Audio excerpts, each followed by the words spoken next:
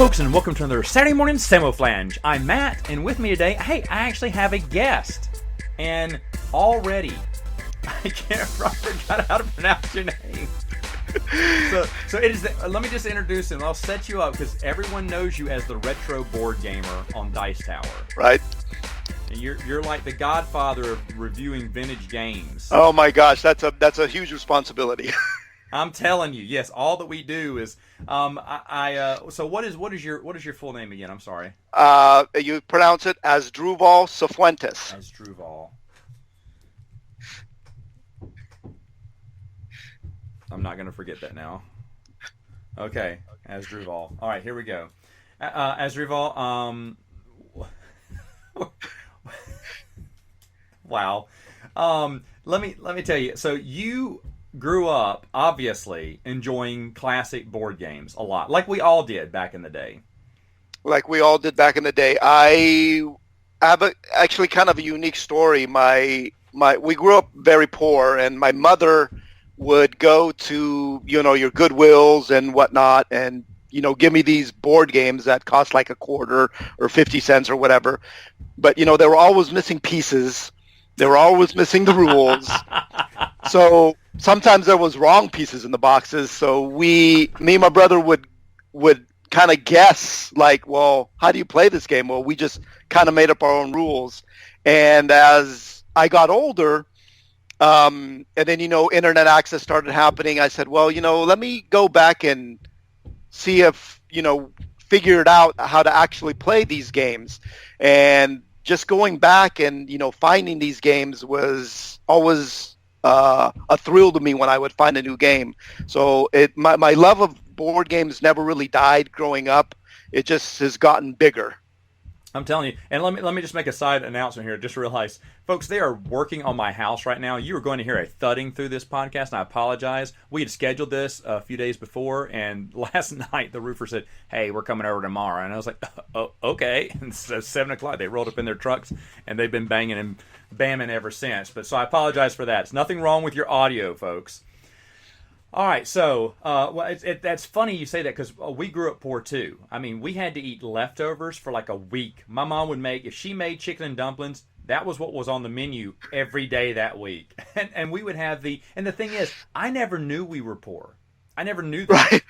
And so when we got older, when I was a teenager and we had more money coming in, I told my mom, I said, "Mom, remember you used to make the nastiest stuff? You used to make the scalloped tomatoes or the liver. We had to eat liver. And all this, anything that was on, all the discarded stuff, chicken gizzards and stuff." I said, "You don't make that nasty stuff no more." She went, "Well, baby, that's because we didn't have any money, and I had to buy what was cheap and what was affordable. And now that we have more money, we can afford better things to eat." And I mean, I just sat there going, "Well, I feel like a jackass."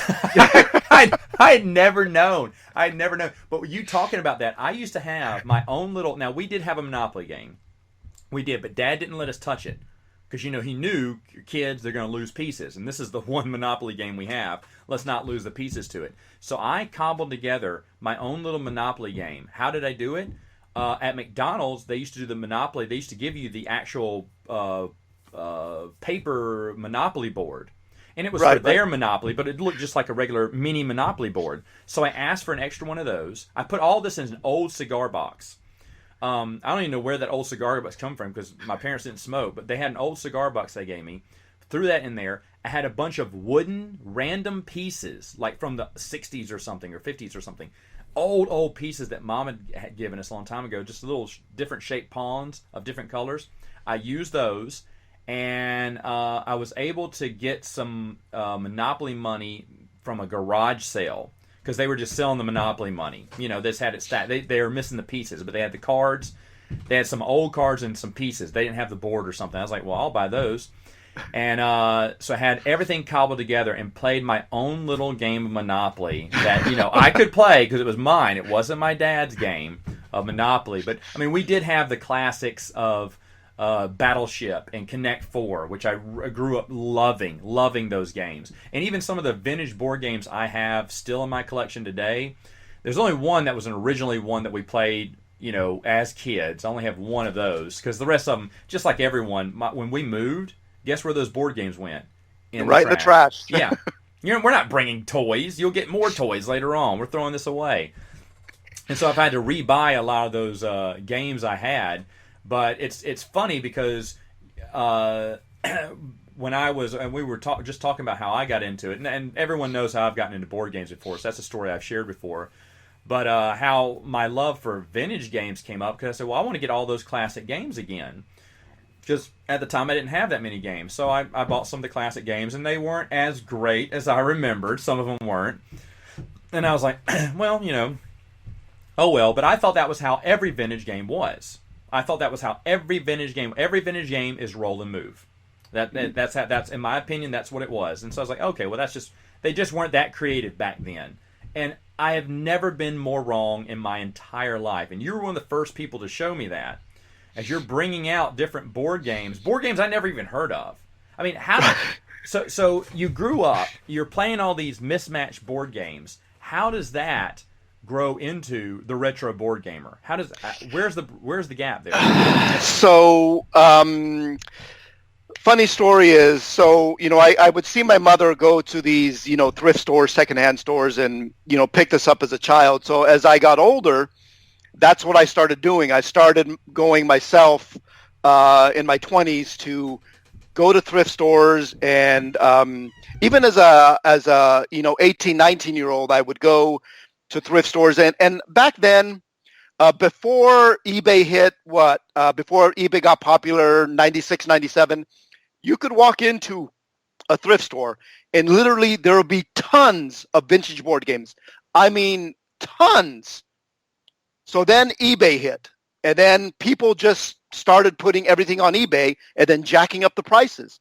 So nowadays it's really difficult to find anything at a thrift store. I mean, you're going to see the million Trivial Pursuits. You're going to see a lot of CNETs, and it just got harder when eBay hit. But every once in a while, I'll get lucky and find a gem at the thrift store. I have a lot of luck at estate sales. If it's an older couple, I have a lot of luck finding stuff there. Garage sales. But as far as, thrift stores go, it's very difficult now to find it. So I don't use eBay at all to find my board games because the prices are just, overinflated. People will list, 1971 copy of Battleship for $80. It's like, you're not going to get $80 for this. Okay? You're dreaming. It's just, you're dreaming. Exactly. I'm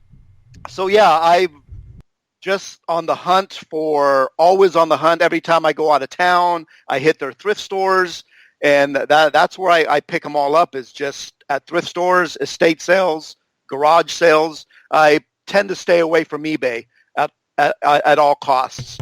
And the thing is, this is fantastic. I never thought about this, but before eBay, you're correct. Before eBay, that's the only place you could go to find these, and you could find them for like $1, $2. Yeah. They were cheap because they were worthless. They were worthless, and eBay took worthless junk and made it, put a price on it now. And you got some crazy guy who's like, "Oh, I'll pay $100 for that." $100? Oh, well, then I'm gonna sell this one for $100 too. And things just kind of just spiral out of control there. Yeah.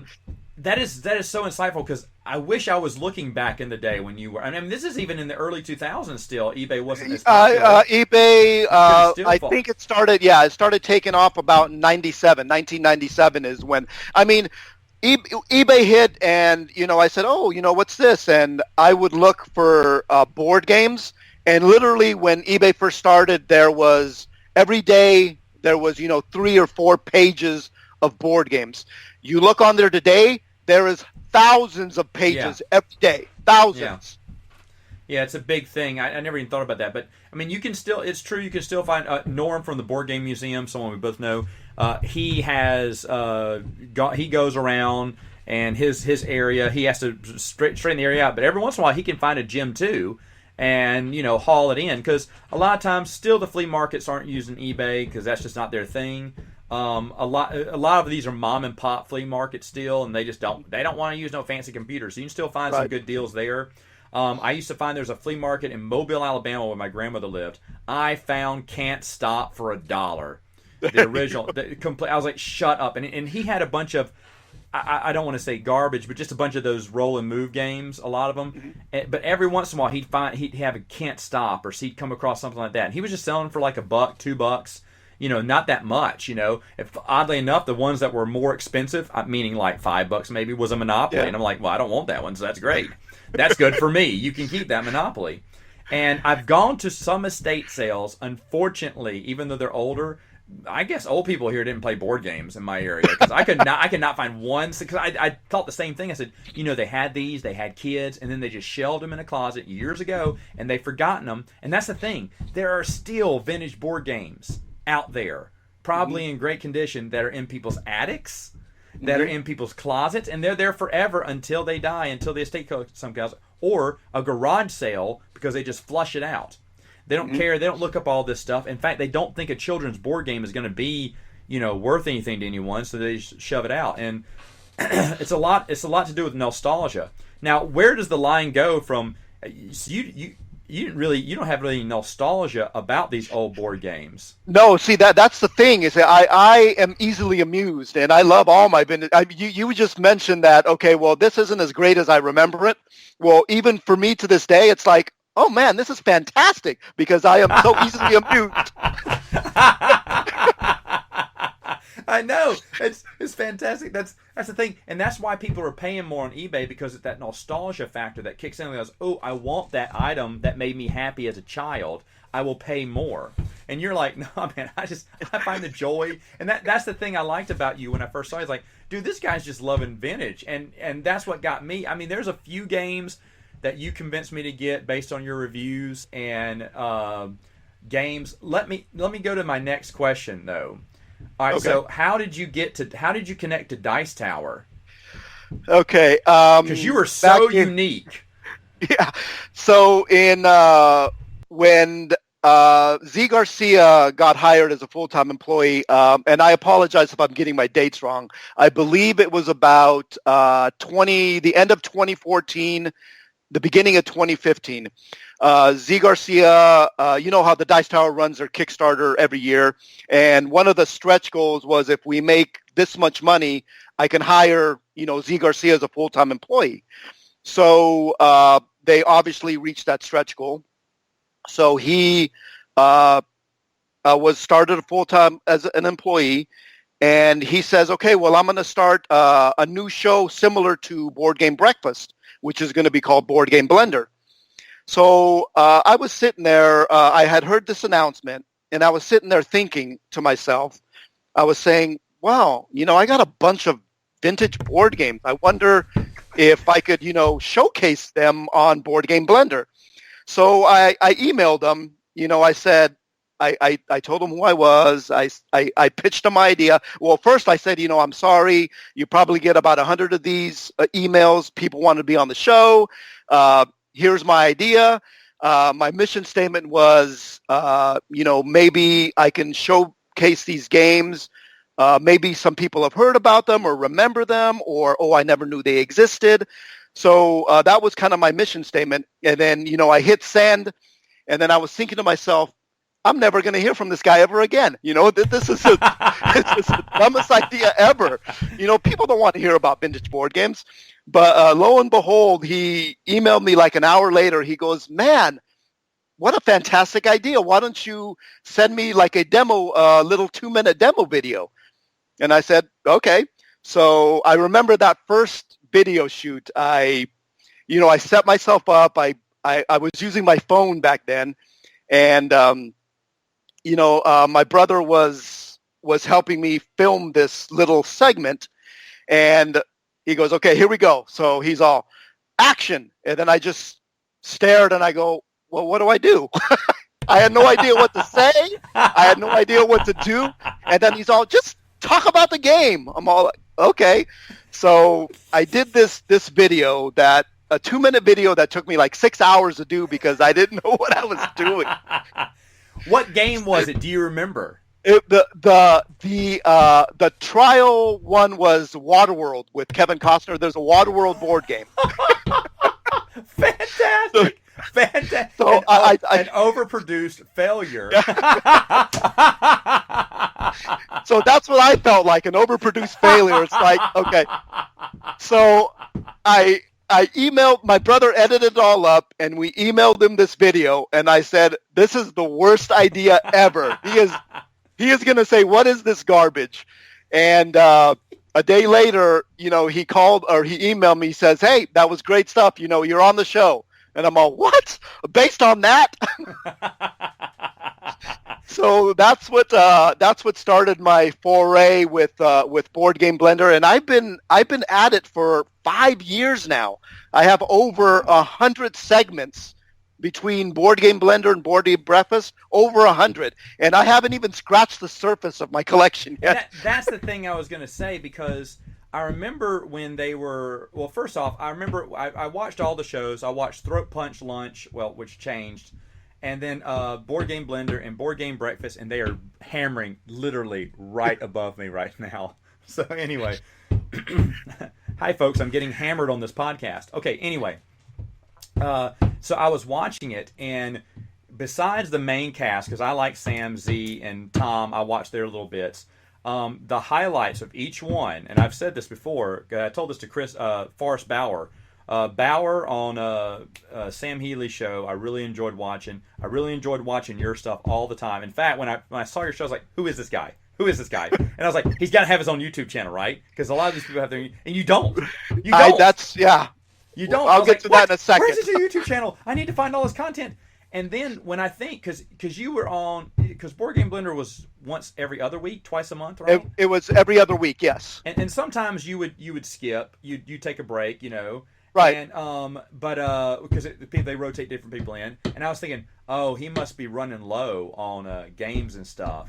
No. And so then at the end, when they were combining, Board Game Blender, what was it called? It was Token Punch Lunch, and together with Board Game Breakfast, you did one bit and said, here's a look at some of the games I'm going to review. And there's like 27 games. I was like, whoa, he has more. He's going to keep going. I thought he's going to say, hey, guys, great. It's time for me to back out because I'm running out of games. You've been doing it for so long. I thought surely he's running out of games now. And he's like, because I thought you were going to say, oh, good. Well, then I'll just go into the netherworld and y'all just go ahead and move on without me.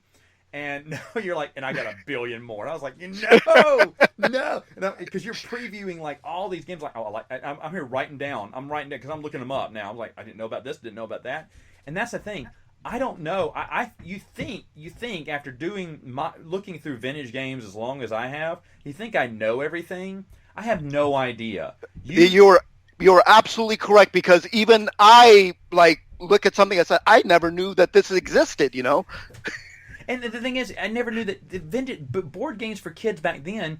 I thought there's the core classics, and then you had a few random Fireball Islands, stuff like that. Because I knew Fireball Island as a kid. I got that as a kid. That was the one present I begged for over and over again on bended knee for. And when Restoration Games reprinted it, it was like a dream come true. It was like 30 years later. I mean, I got that. I got it almost 30 years later, because I got it for Christmas 30 years ago, and 30 years later, if I was going to get another package in the mail saying Fireball Island, I'd have been like, what?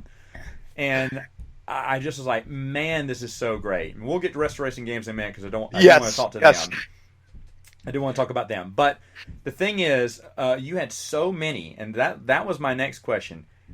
How many vintage board games do we have? I literally stopped counting at about 200. It's just, I'm literally running out of room. And I don't, people are saying, oh, I got to cull my collection. I have not thrown anything away. and not only that, but, and here's another misconception about me that people don't realize, that I enjoy playing, modern day stuff. I still play and acquire modern day board games. Yeah. But, I do, vintage is my first and foremost love, but I still play today's games, and I buy those also. So I'm literally running out of room. Yeah, I had a top 100 list, and I was combining the very first year. I combined the vintage and the regular. Well, then the newer board games started outpacing the regular, and I thought that's unfair, because the regular board games, the vintage board games are fun. They're just not as some of them aren't as complex. but I still enjoy them. So I said, you know what? I need to separate these. So I separated them in 2 different lists. I have a top 100 vintage games list and then a top 100 board game list. But I wanted to do that because, to be honest, a lot of these vintage board games were falling off my top 100. I was like, no, I still love these games. These are fantastic games that get played with my nephews. We have something called a girls' game night where all these girls come over and I make them waffles and we play board games, and it's girls and board games and waffles and me, I guess, and you as the server. And they love playing the vintage board games. And the missus, she doesn't like playing the newer board games, but she will play a vintage board game because it's simple, it's fun, it's quick to learn, and plus a lot of times you talk about, man, I don't, how much time do we have to play a board game on a regular board game night? Maybe 2, maybe 3. Not that many. With vintage board games, maybe 6, maybe 10. I mean, yeah. You still have so much fun. But I never knew a lot of these board games. I thought because I had stopped collecting as of I didn't stop collecting, but I stopped getting many vintage board games last year because I thought, you know what? I think I found everything I need. I think I got like maybe 1 or 2 new ones, and I'd stopped looking because I thought I'd got them all. And then I'm starting to, because Norm goes to flea markets and he'll find something every once in a while I didn't know, and that's about it. But then I come into Bernardo from Tabletop Island, Luke from Down from the Attic, and then you keep throwing gems at me because you're just like, oh yeah, I have something else now. I keep wait. I said, surely this guy is going to go across a game that I have now. And I mean, one of your later ones was recent ones was 10-4 Good Buddy. Yeah. I want that game. I want that game. I was like, shut up. And I should have known there was a truck driving game. I should have known it. And the thing is, though, how do you look for 10-4 Good Buddy? I didn't even know that game existed. And you're like, that's funny. It's hilarious. It's got a theme. And the thing is, that's the thing. You thought, oh, they didn't care much about board games. Actually, they did. They did. Mm-hmm. They did. Sure, there's a lot. There's a billion. For every unique one, there's like 3 or 4 rolling moves. Rolling moves are super popular, but that wasn't it. Like, I loved Shirt Tales, the old cartoon, as a kid. Mm-hmm. And we bought the board game, and I was so happy. And I remember as a kid hating that board game. Roll and move. I was like, this is it? And I hated it. Well, then Forrest Bauer reviews the card game Shirt Tales. And I'm like, they had a card game? And the card game's awesome. And I bought the card game. I was like, shut up. I didn't even know it existed. It's like, I wish we'd had this game as a kid. This is a way more fun game. And right. What vintage game most surprised you? Like when you bought it, you thought this probably isn't going to be that good, and you're like, whoa, I am really enjoying this one. It had to be Hero Quest. Wow, really? Hero Quest is very popular. So the pieces and all that, you thought, this is probably overrated. Yeah. It was expensive at the time, and it's like, okay. But man, that game kind of blew me away. Says I really never got into the Dungeons and Dragons, the role playing storytelling. Yeah. I mean, I dabbled a little bit into it, but I'm kind of more of like a visual person. So Hero Quest, you got your little doors, your little treasure chests, the weapons that you put in there in the guy's hands. And I said, man, this is like a fantastic game, where at first I kind of just brushed it aside and said, it's just another game. But no, it really blew me away. So you weren't believing the hype, and then when you saw it, you're like, oh no, this is legit. Yeah. That gets regular play still with me today. Wow. The Hero Quest. Hero Quest. Now you said your brother is with you, lives around you. So does your brother play games too? He does, but he's not as into it as I am. I think he left that with his youth, but I just, I kept on going. That's the same with my brothers. They don't play. He'll every once in a while he'll indulge me. He'll come to Gen Con with me and stuff, but that's nice. He's not as into it as I am. You are. Now let me ask you this. For a guy that goes to Gen Con where vintage games aren't all the rage, what are you expecting that? Are you looking forward to that? No, I've only been to Gen Con for as long as Restoration Games has been around, because I'm part of their crew. I'm part of their demo team. So my first Gen Con was 3 years ago, and That was the first time I've ever been there, and I knew I wasn't going to find anything vintage there. That was just strictly business. Strictly business. Yeah. So let's get into, well, before we get to restoration games, I want to say one other thing. Your mom and dad are great. They are hilarious. I absolutely love. I can't remember which video it was. Which one was it? Where if you just tell me, okay. Your dad's just sitting there, not playing or whatever, and he wins or something. Was it? I can't remember what game it was. It was the one with the pink thumbs, Dynamite Shack. Yes, the Dynamite one. Man, I absolutely. And then didn't you have a blooper reel? Yeah, afterwards? At the end of that, because he just kept messing up. His only instruction was just to sit there, and he couldn't do that. Man, I absolutely. And then there's one where your mom leaves the house to go do something. There's a whole bit. Yeah, her running around. Running around. Oh man, your parents. We made her do that in like 110-degree heat in California, and we said we're going to need you to run around. She goes, "I'm going to kill over Dad." I said, "No, just run." Mom, it's for YouTube. Come on. and my mother is like 76, 77 years old. So wow. My mother really enjoys doing it, but my father, we really have to twist his arm to do it. So those facial expressions, no, he's extremely upset. He's not. They are absolutely fantastic. I love them both. I can see them like, oh, my son wants me in another video. Okay, here we go. Because I don't know if my parents would get in a video with me. So yeah, every time I go to California, because my parents still live in California, that's where I grew up. They always guarantee that I'm going to shoot something, and if I can use them, I will use them. You got to. They're fantastic. Tell them they got fans. Tell them they got fans, man. I'm a big fan. Big fan when your parents hit the channel. I'm like, yes. Because that is, and folks, if you don't know, just go to the Dice Tower. Tom has a listing of the where to go, what setting to play, like a little what's it called, a guide of when the Retro Board Gamers piece starts. Because I look at that and I go straight to your piece, and that's all I usually watch from Board Game Breakfast these days. Nothing against anyone else. They're wonderful. It's just that my tastes are very different than the average person. I mean, you look at my top 100, the reason it got so much traction, I think, is people are like, Matt, I never even heard some of these games you're talking about. Or this is a very unique list. I know, because when I look on Board Game Geek and I look at people's top 100, I'm like, if you have 10 of my top 100 on your list, you're doing great.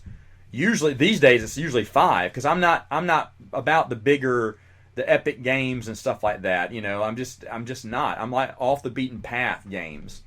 It's kind of where my niche has kind of fallen in. But I mean, my love for vintage board games and my collection for vintage board games has greatly exceeded that of 2019 now, because of getting to know and networking with a lot of these people like yourself who just show me one game after the next. I'm like, I didn't even know this existed. And then I have someone like Luke from Down from the Attic, who is across the pond in England, and he's telling me about these UK games that never came to the U.S. And I'm like, that's incredible. In fact, you had one, and I don't even know how you got it, the Crystal Maze. Crystal Maze, yeah. I actually found that at an estate sale from somebody that was from England. Obviously. Crystal, because I never even knew about it. I never heard about that. I never heard about the show. I never heard about the game. Nothing. But I was like, you reviewed it, and I was like, what? And I called, and I remember I talked to Luke right after I saw the review. I was like, Luke, I said, do you know the Crystal Maze? He went, oh, it was a great guy. It was a great game show, blah, blah, blah. And he showed me on YouTube. I was like, this is awesome. And they made a board game out of it. And he's like, yeah. He said, but I can never buy the board game because it wouldn't be like being on the real show. I mean, that's another one. I was like, what is this? What craziness is this? I mean, there is so much out there. Now, we're going to move on to restoration games. Because before that, can I just interject real quick?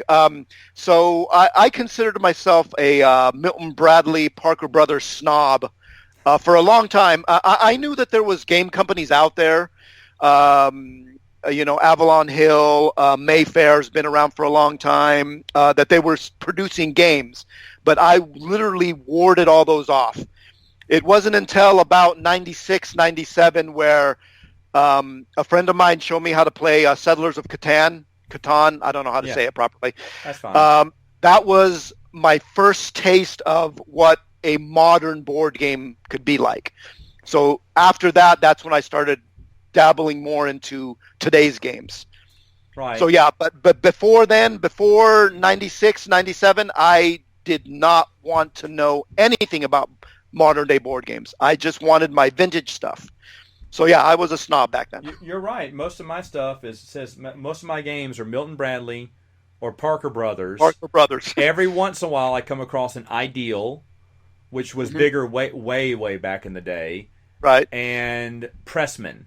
There's a few Pressman. Pressman games. Other than that, well, I do have a small Waddington collection, which I think Waddington games are so beautiful. But yeah, for the most part, that is it. That is it. Yeah, I didn't think about that. But I never even thought about that. I just thought, what's an old game with a unique theme that looks kind of neat? I like themes. Themes attract me to board games. That Waterworld even had a board game is like, of course, because all these movies back in the day and a lot of TV shows had their own board game. That was what you had did. their own board game. Yeah, that was part of the deal, and it's not as common today. You still can see it every once in a while. Like every once in a while, I'll watch one of my favorite shows. I'm going, wait, do you think they have a board game for this? Like last year, I found out they had a Storage Wars game. I was like, shut up. Yeah. I love that show. And I was like, and then every once in a while, I'm just bored. I say, Storage Wars board game. I was like, oh, they have one. I didn't even know. Because it's not as common as it was back then. But back then, they had so many different ones. And it was, and some of them were more unique than others. Like Murder, She Wrote. I think you've reviewed that, haven't you? I haven't, but I do have a copy. You have a copy. That's so unique. And when I look at Murder, She Wrote, I walk by that. I don't pick that up. It's Murder, She Wrote. My mom watched Murder, She Wrote. I am not interested in that game. But what a phenomenal game. What a unique game and everything. And that's the thing. I think people pass over these vintage games. They're like, they're just, they're not that much strategy. But you would be surprised.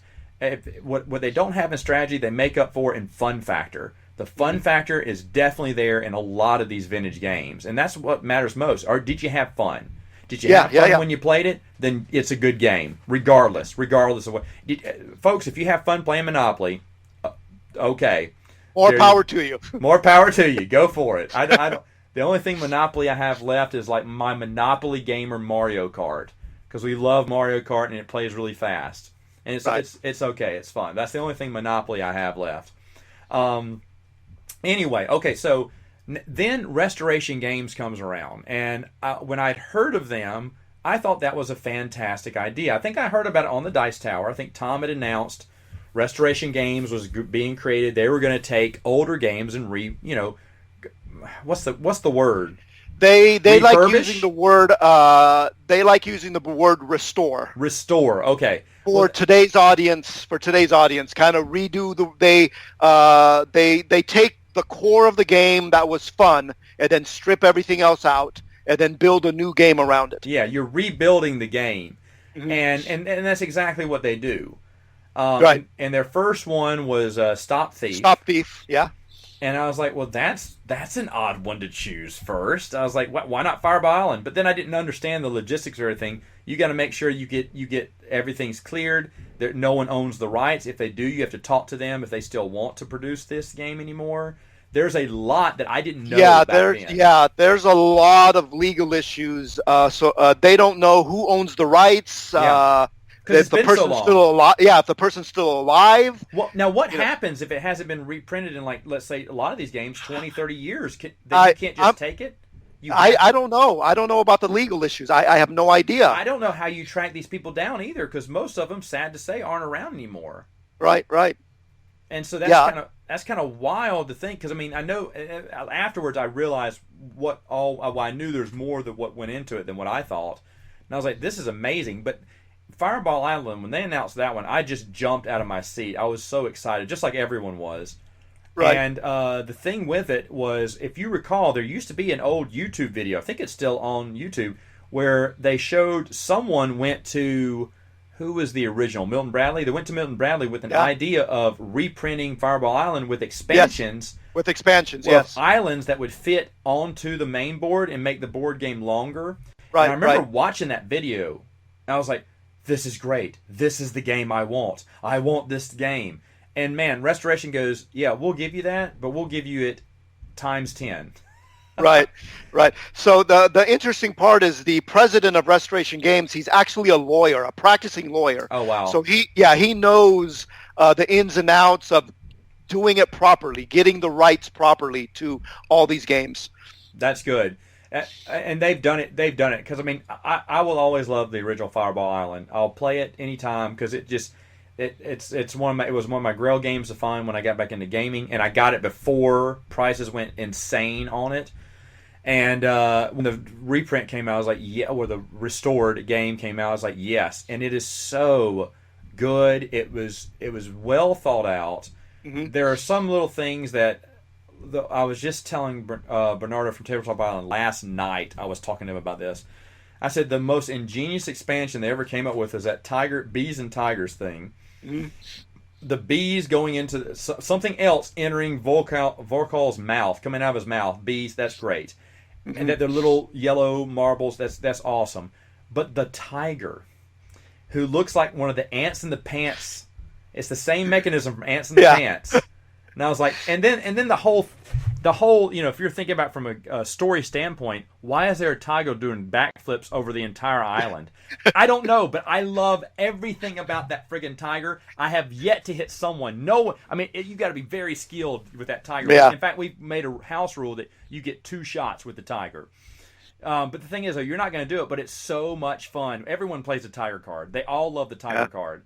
And I was like, okay. And then my mind's thinking, because I'm not that creative, I'm like, okay, we need more animals like that.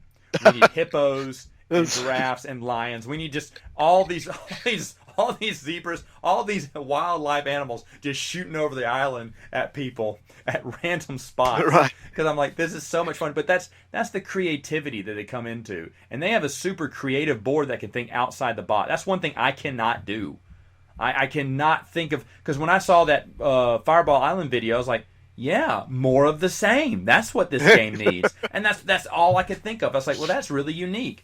And no, Restoration Games really exceeded expectations there. I'll be honest, I never played Stop Thief, so I did not get that one. That one just didn't appeal to me.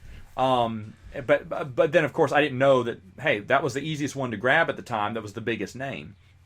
And I kind of know the understanding of what goes into it. But they've taken games like Conspiracy now. They got Star Wars Epic Duels, but basically rethemed it with Unmatched, which has been wildly popular. Popular. And so, and then, of course, Dark Tower, which is, it never meant anything to me, but it's another huge rail game for people. Huge hit, yeah. It's going to be a huge hit. Oh, it is. It's going to be awesome. So let me ask you, which one of these games so far that they've restored that you've been the most proud of? So far, it's Fireball Island, but I'm telling you, because Dark Tower is a favorite of mine. It's going to be Dark Tower. It's going to be. It's weird because it's like, okay, Fireball Island, because I played Stop Thief as a kid, and then Stop Thief came out, and I'm like, oh, this is awesome. And then the next game, oh no, this is awesome. And then the next game, they just keep upping the bar every time. So how did you get connected with them? Okay, again, the president of the company, Justin Jacobson, he actually found me on Board Game Blender. Shut up. Yeah, he said, who is that guy? I want to be somehow involved with that guy. So he emailed Z and says, I need to know who this guy is. And then Z emailed me and said, hey, this guy's asking about you. Is it okay for me to give him your email address? I said, yeah, sure. So, yeah, then that was the beginning of this relationship I have with him. And my father always said, stop acting like an idiot on the segments. I said, well, look what happened to me. I'm acting like an idiot, and this is what happened. Opportunity, baby. Yeah, exactly. So, yeah, I've been involved with them since their inception, and they keep me in the loop, and I'm on their demo team. So yeah, it's been great fun. I'm enjoying every minute of it. That is literally living the dream, there, my friend. Yeah, exactly. And Restoration does a lot of hard work. They do a lot of good things. It's one of the companies that we've constantly. I mean, Norm from the Board Game Museum He's going to hate that I phrase it this way, but he borderline stalks you people and sees what you're trying. He's trying to guess what game you're coming up with next, what names you've copyrighted and everything. And people are starting to look at that now. Oh yeah, people are, and Norm's one of them because he can't wait. He knew about Dark Tower almost immediately. He's like, they're doing Dark Tower. He was just like so excited. But people are avidly following you. It's gotten a big following. It's and rightfully so because you're combining nostalgia, but you're bringing out a better quality game than all these beloved classics. That the classics were fine. I love the classic game Conspiracy. I love the classic game Conspiracy. I thought it was so unique. No dice, no cards, no personal player pawn. But yet there's a game there. You're doing a 4-player tug of war. This is fantastic. All you have is a passbook and a pencil to put the money in. Back to Fireball Island real quick. I did shoot a video with them with my son. It's called Visions of Bolkar. It's on YouTube. It's a little 2-minute, 3-minute video. Write that down. Don't forget to watch that. My son plays the younger version of me getting Fireball Island as a Christmas present. So yeah, we go back in time. So check that out. Visions of Bolkar on YouTube. You got a kick out of it. I am watching that after we're done here. I cannot wait. That's hilarious. That's awesome. That is awesome. So you test play a lot of these games, correct? I do a lot of test playing for them. So do you also give out? I'm sure you give feedback. Do you give creative ideas? Do you?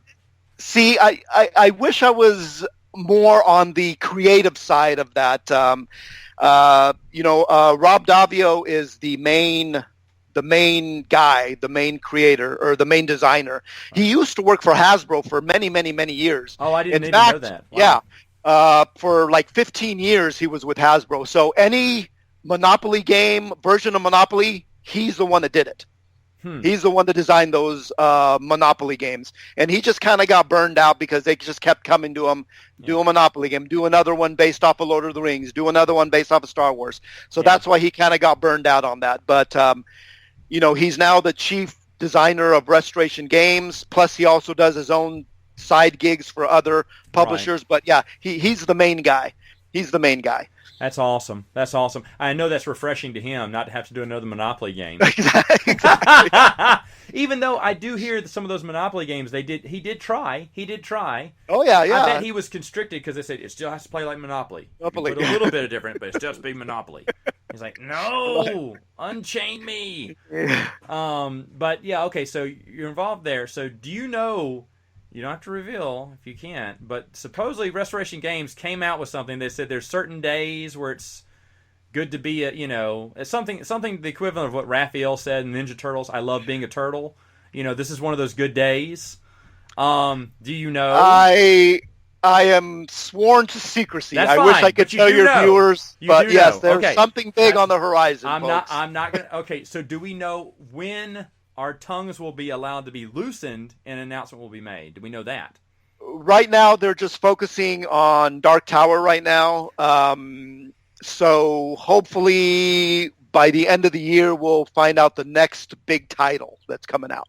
By next year? By the end of this year. By the end of this year. Okay, after Dark Tower rolls out, then they're going to roll out the bigger one. Now, there's a lot of speculation going on right now. I know you can't talk about this, and that's fine. That's fine. I knew that. I knew that going in.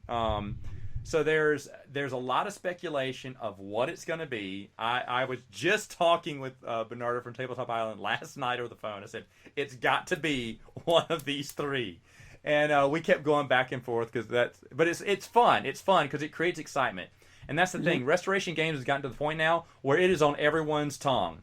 What's next? Right. What's next? And that's what you want. You can't buy that type of advertising.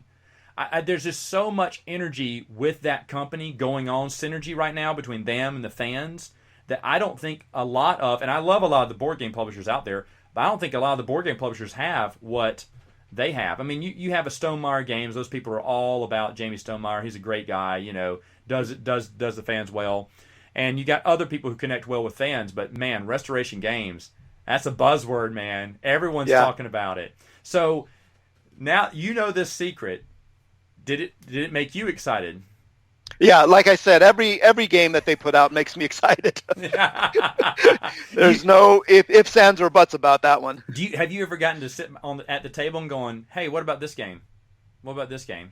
I have thrown my a couple ideas, and Justin would always say, well, we tried that, or this is impossible, or this isn't going to work. So I've been shot down a lot. Tell them, say, "Hey, look, you need to sleep on it. Never say no to an idea, Justin. You need to sleep on it." That's what I would do if I came in. We just recently released a video as of this recording. We released it earlier this week, and we talked about 5 games we want Restoration Games to reprint, and we went Interesting. We went with silly stuff, and one of them was, and I think they should, even though I don't think it ever would, but Milton Bradley's Ice Cube game, where you're ice cubes and you're trying to melt the other person's ice cube. The players come in a tray, you freeze them in the freezer, and then you make these little men, and they run around this little board, getting water poured on them, getting hot water, getting a hot rock put on them and stuff, slowly melting them away. I know that's not what the game is going to be at the end of this year. I know if they announce Ice Cube, it's going to disappoint the masses, except for me. I'm going to be like, yeah, Ice Cube's coming back, baby! But there are so many. How do they keep their head out of swivel? How do they, I can't imagine these sessions of, okay, what game's next? And then there's only 200 ideas at the same time, plus everything else that people are I know a long time ago we did polls. They polled us. Yeah. A long time ago, but now it seems like they have plenty of ideas to work on. They're going through to decide what it is. They have to decide on legally, right? If Right. they can get the rights. Right. I'm sure there's some logistics about how the game plays. The appeal, a market appeal. Mm-hmm. Where's the market appeal? How big a fan base does it have? Is it just a small cult of people like Matt who loves Ice Cube? Because if so, we ain't going to go to production for Matt. Matt doesn't buy 50,000 games, 100,000 games. Matt buys one. And we need to sell more than that, even though it'd make a great kids game. Just saying. Right. So, yeah, there's been a couple games where they've actually had the rights and starting the design process, but it wasn't quite to where they wanted it to be. So those kind of gotten left by the wayside. Shell, again, we can't divulge. I do know, but I can't can't let divulge. the cat out That's of the okay. bag. No. That's okay. I know that there's 2 of them that they've started the design process and it's just not where they want it to be. So they kind of shelved them for a while. Now, folks out there who are listening, if you want to know what those games were, Ben Franklin is a good friend of the Retro Board Gamers. If you just show him enough pictures of Ben Franklin, they're loose lips, baby, loose lips. I'm just saying. We're gonna give you a PO box address at the end of this. Selling the secrets. I can't wait till you break away and write your own, biography. Your biography. Yeah. Restoration Games behind the restore. I mean, it must be great. I know those guys are awesome. They're super friendly. They go to a bunch of the cons. They had brought Fireball Island around at BGG SpringCon last year, right before it came out. Or no, it was 2 years ago, I guess, right before it came out. 2 years ago. 3 years ago. Jeez, that's how long it's been. And I remember seeing it and going, because I had already backed on Kickstarter, said, that's it. That's the game. So you actually played or seen the prototype, right? Because there was only one prototype. Yes, they were bringing that prototype around. And, I mean, there was only a line out the door to play that frigging game. So they knew they had something. And I was like, oh, man, I'd love to play, but I can't sit around and wait for 2 hours. I mean, I watched it, and I was like, like the little kid outside on the candy store with his hand on the window just kind of looking at all the candy or looking at it. I was like, oh my goodness, it looked like a Sears catalog circa 1985 in the toy section of the Sears catalog. I was like, I want it all. And I was telling my nephew, says, see that? I'm getting that into this year. It's coming to me. It's coming to me, that big beautiful package there. Absolutely love it. So they do a bunch of great things there, and I know you're very excited to be there with them. And whatever it is that they come out with, I know it's going to excite the masses and everything, because it's obviously a Fireball Island, it's obviously a Dark Tower level thing, or else they wouldn't say this. They're not someone to do fake hype. is what I'm saying. Right. Like, oh, it's the biggest thing ever. It's Frady Cat. You know, wah, wah, wah, wah. Nothing wrong with Frady Cat, but just saying. But yeah, so I'm super excited to learn. We're going to hopefully find out at the end of the year. Now, real quick, where can people find you? They can find you on the Dice Tower. But what else? Yeah, I'm on Board Game Breakfast. Either I'm on the Monday show or the live show on Thursday. And I try to put a video out every week, but lately it's been every other week. Right. You know, I got, and that's another reason why I didn't or haven't, because I get asked this at conventions all the time, you know, oh, you need to start a YouTube channel. Oh, you need to do this. It's like, I barely have time just to do, you know, a 2-minute video every other week, you know, and kudos to all content creators that put stuff out. I mean, it's a hard job. Yeah. It's a job. It's like another side job. That doesn't pay. Unless you're a Dice Tower, it does not pay. You have to have tens of thousands of subscribers for it to pay. Right. So, yeah, you can find me there. I'm also on Twitter at RetroBoardGamer, and I'm also on Instagram with the same at RetroBoardGamer. There you go. And I'm going to try to pronounce your name again. Asdrubal? Asdrubal. Did I get it right? Asdrubal, yeah. Asdrubal, thank you so much for coming on the podcast.